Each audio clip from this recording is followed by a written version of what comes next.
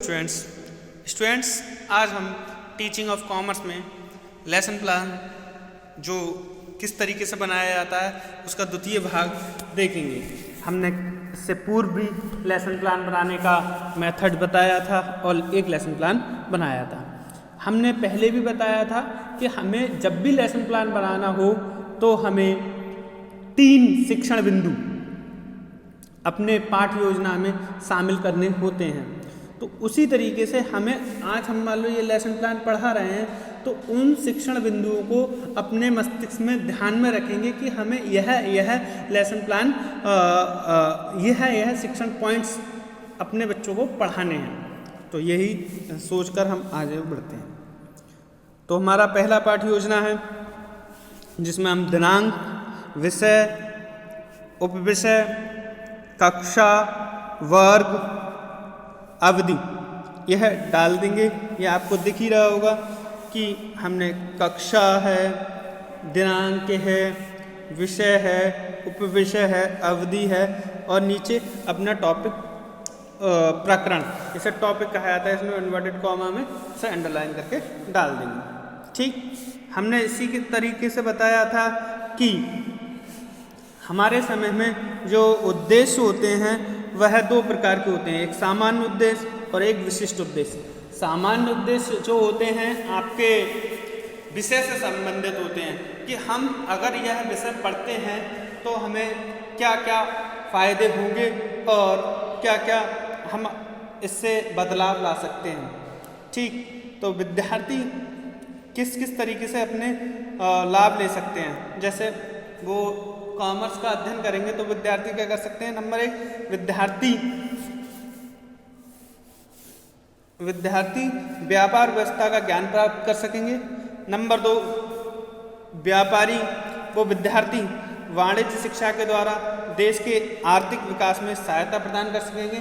जैसा कि हम जानते हैं पूरे विश्व में देश को आर्थिक तरीके से जो देश मजबूत होता है वही अन्य शक्तियों में, अन्य क्षमताओं में भी वृद्धि कर पाता है। तो अगर हम टीचिंग ऑफ कॉमर्स से बच्चों को जागरूक करेंगे और वो अपने समझ सकेंगे तो वह इस चीज़ को अपने काम में ला सकेंगे। नंबर 3 आ जाता है हमारा विद्यार्थी वाणिज्य संबंधित सिद्धांतों का व्यवहारिक ज्ञान का विकसित करेंगे। जो उसके व्यवहारिक ज्ञान है उसको विकसित कर सकेंगे और विद्यार्थी जीवन के प्रति क्रियात्मक दृष्टिकोण का विकास करेंगे, यानी कि वो क्रिया करना सीखेंगे कि वाणिज्य में जो क्रिया होती हैं उनके बारे में करना सीखेंगे। ठीक, इसी तरीके से हमारा जो है विशिष्ट उद्देश्य के लिए मैंने आपको पूर्व में ही बताया है कि जो विशिष्ट उद्देश्य होते हैं वह आपके सब्जेक्ट से नहीं टॉपिक से संबंधित होते हैं। तो हम आज प्रतिलिपिकरण पढ़ रहे हैं तो प्रतिलिपिकरण में क्या हो जाएगा, उसकी क्या क्या हम जान सकेंगे। छात्र प्रतिलिपिकरण के बारे में ज्ञान का बोध कर सकेंगे। प्रतिलिपिकरण यानी कि जो कहा जाए फोटोस्टेट वगैरह जो होती है वो कॉपी करना, वो सब जानते हैं, उसका बोध समझ सकेंगे वाणिज्यिक रूप में। नंबर 2 आ जाता है छात्रों को भविष्य जीवन के लिए प्रतिलिपि के कार्यों का उपयोग बता सकेंगे। हम भविष्य में जो जीवन है उसमें प्रतिलिपिकरण का क्या महत्व है उसको जान सकेंगे और छात्र अपने व्यवहारिक जीवन में प्रतिलिपिकरण का महत्व भी समझ सकेंगे और उसे प्रयोग भी कर सकेंगे। ठीक, तो ये 3 बिंदु थे, हमने इन्हें पढ़ा लिया।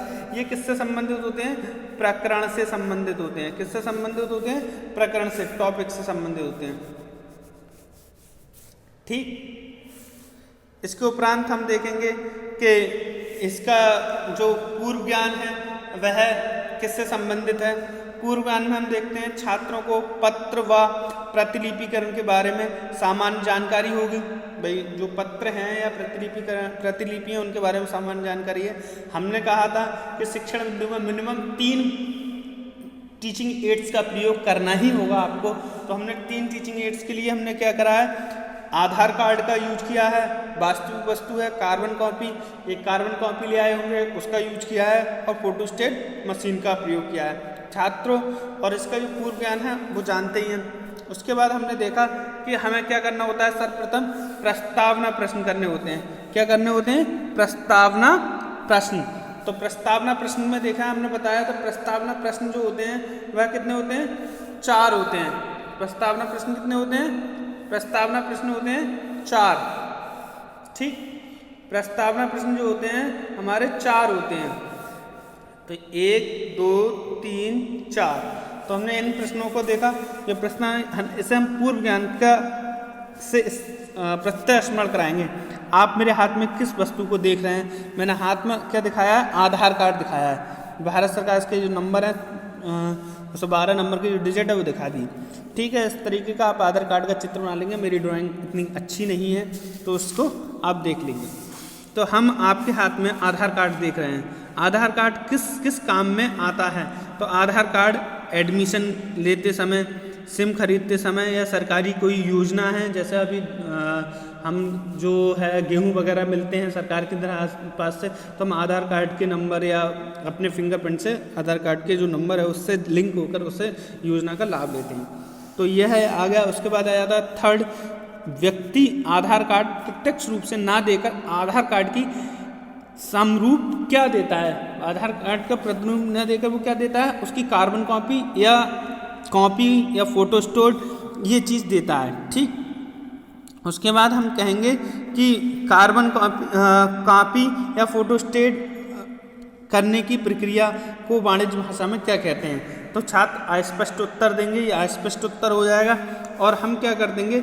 एक छात्र अध्यापक कथन होंगे जिसका उद्देश्य क्या है? पूर्व ज्ञान को नवीन ज्ञान से जोड़ना। हम पूर्व ज्ञान था उसे जोड़ देते हैं। छात्रों, हम प्रतिलिपिकरण, इसे प्रतिलिपिकरण कहते हैं। आज हम प्रतिलिपिकरण के बारे में विस्तार पूर्वक अध्ययन करेंगे। छात्र ध्यानपूर्वक सुनेंगे और हम आगे इसी तरीके से प्रश्न बना लेंगे। प्रतिलिपिकरण का अर्थ और इसके हमें क्या करना है? 4 क्वेश्चन करने हैं। वो 3 क्वेश्चन होते हैं। देखिए, जो विकासात्मक प्रश्न हैं उनके 3 प्रश्न करेंगे। नंबर 1 कि व्यावसायिक संस्था मुख्यतया संदेश किसके माध्यम से भेजती है? तो जो व्यावसायिक संस्था है वो मुख्यतः संदेश किससे, जो छात्र क्रियाएं हैं, छात्र कहेंगे वो ईमेल या फ़ोन या व्यावसायिक पत्रों के माध्यम से संदेश भेजती हैं। दूसरा क्वेश्चन करेंगे हम, जब पत्र बाहर भेजना जाता है तो कैसे साक्ष्य के रूप में रखा जाता है? तो वो कॉपी है या नकल है या प्रतिलिपिकरण के माध्यम से रखा जाता है? प्रतिलिपिकरण का अर्थ बताइए। अस्पष्ट उत्तर आएगा। और छात्र, ये हमने कौन सी विधि करी है? हमने प्रश्नोत्तर विधि करी है। ये हमारा जो कॉलम है प्रश्नोत्तर विधि के कॉलम में आ जाएगा। ठीक, ये हमारा देखो ये विधि प्रविधियाँ हैं। अब हमने क्या करा? अब हम क्या करेंगे? ये छात्र अध्यापक क्या कर देंगे? इसकी व्याख्या कर देगा। किसी व्यापार या संस्था में जो भी पत्र भेजा जाता है उसकी एक प्रतिलिपिकरण भविष्य के संदर्भ हेतु आवश्यक रूप से रख ली जाती है। वह कार्बन कॉपी या किसी मशीन के आधार से नकल लेने की प्रक्रिया को प्रतिलिपिकरण कहते हैं। इसके प्रतिलिपिकरण के 2 प्रकार होते हैं। तो ये हमने क्या कर दिया? नवीन ज्ञान दे दिया। ये क्या दे दिया? छात्रों को नवीन ज्ञान दे दिया। और छात्र इसे ध्यानपूर्वक सुनेंगे। और ये हमने नवीन ज्ञान दिया है किसके माध्यम से दिया है? व्याख्यान कौशल के माध्यम से ज्ञान दिया है। व्याख्या विधि करी है हमने। ठीक, व्याख्यान विधि करी है। अब हम इसको क्या कर देंगे? इससे बताने के बाद हम मूल्यांकन के रूप में प्रश्न पूछ सकते हैं। अपने शब्दों में प्रतिलिपिकरण का अर्थ बताओ, छात्रों से पूछ सकते हैं। ठीक, इसी तरीके से पहला शिक्षण बिंदु हो गया। अब हम दूसरा जो विधि है उसकी देख लेते हैं। हमने जो बताया तो 2 विधि हैं। एक होती है हाथ से प्रतिलिपिकरण की विधि। हाथ से फोटो स्टेट करने की जो विधि है वो क्या है? पहला है, इसको हम पूर्व ज्ञान प्रत्यय स्मरण से जोड़ देंगे। विकासात्मक प्रश्न, प्राचीन समय में लिखने के लिए क्या साधन प्रयोग किए जाते थे? तो प्राचीन समय में कलम, कागज और स्याही का प्रयोग किया जाता था लिखने के लिए। ठीक, उसके बाद हमने कहा, तो हमने प्राचीन समय में पत्रों की प्रतिलिपि सामान्य रूप से किस माध्यम से प्रयोग किया जाता था? तो प्राचीन समय में हम प्रतिलिपिकरण के लिए हाथ का प्रयोग करते थे और हाथ से प्रतिलिपि लेने की विधि बताइए, तो वो अस्पष्ट उत्तर देगा। अब हम बता देंगे हाथ से प्रतिलिपि लेने के दो तरीके हैं। एक जो ज्यों की त्यों लिखने कर, मतलब एक जैसे ये पेपर है, एक दूसरा पेपर बना लो, एक पेपर अपने पास रख लो, दो पेपर बनाए, एक अपने पास रख लो ये वाला और दूसरा भेज दो। एक ये दूसरा यह है कि एक पेपर में नीचे कार्बन कॉपी लगाओ, दूसरा पेपर उसके एक बार लगोगे, दूसरा कार्बन कॉपी के माध्यम से छप जाएगा। तो ये हाथ द्वारा दो विधियाँ हो गई। तो इस तरीके से एक्सप्लेन करके आगे बढ़ जाओगे, छात्र से सुनेंगे ध्यानपूर्वक और आप मूल्यांकन के रूप में हाथ के द्वारा प्रतिलिपिकरण के विधि बताओ, एक मूल्यांकन के रूप में प्रश्न पूछ सकते हैं। ठीक, इसके बाद आ जाता है हमारा थर्ड, फोटोस्टेट मशीन विधि द्वारा। तो पूर्व ज्ञान से जोड़ देंगे। आप चार्ट में किस मशीन को देख रहे हैं? हम चार्ट में फोटोस्टेट मशीन को देख रहे हैं। ये मशीन दिखा दी हमने, और यह किस काम आती है? तो फोटोस्टेट की कॉपी करने के माध्यम आती है। फोटोस्टेट की प्रतिलिपिकरण की विधि बताइए, छात्र ने उत्तर दो जाएगा। और हम नवीन ज्ञान बताते हुए, छात्र अध्यापक जो है नवीन ज्ञान बताते हुए लिखेगा, फोटोस्टेट मशीन में पत्र को रख दिया जाता है। मशीन अपनी क्षमता के अनुरूप मूल प्रति के समान एक प्रति और निकाल देती है, यही प्रतिलिपिकरण कहलाता है। छात्र ध्यानपूर्वक सुनेंगे। और यहाँ पे मूल्यांकन प्रश्न ढक गया है। आप इस तरीके से यहाँ पे एक मूल्यांकन प्रश्न पूछ सकते हैं कि भाई फोटोस्टेट की मशीन से प्रतिलिपिकरण के फायदे क्या हैं, एक लाभ बताइए।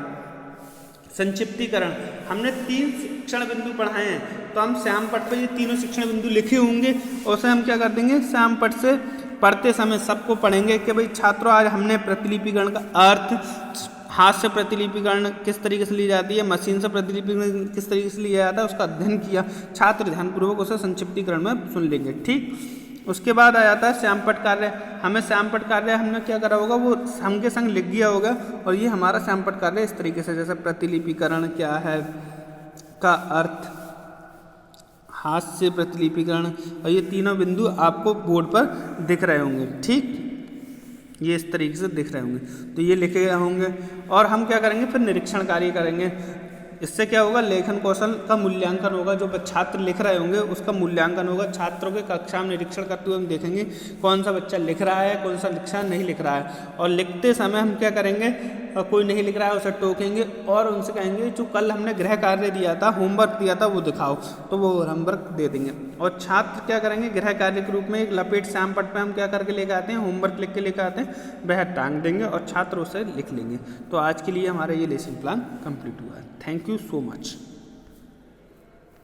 ठीक।